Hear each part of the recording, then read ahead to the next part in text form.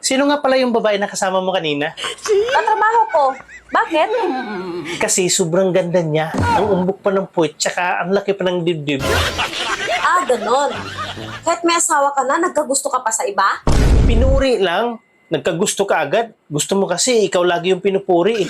Sige, kung sakaling makita mo kami ulit, sabay kami maglalakad, sino ang pipiliin mo sa aming dalawa? Tinatanong pa ba yan? Siyempre yung katrabaho mo. Direct to the point kasi ako magsalita. Nagsasabi lang ako ng totoo at saka hindi ko ugaling magsisinungaling.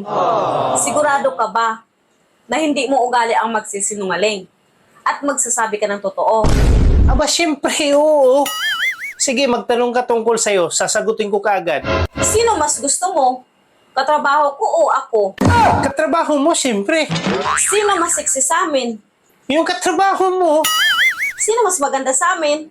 ano ka ba naman? Katrabaho mo. So, pangit ako, ganon. Medyo. Malaki ba yung sa'yo o maliit?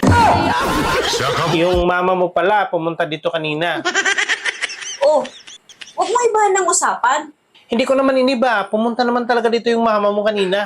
Akala ko ba direct to the point ka at nagsasabi ka ng totoo?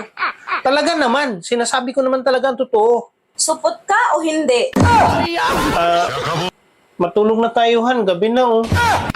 Naantok na ako.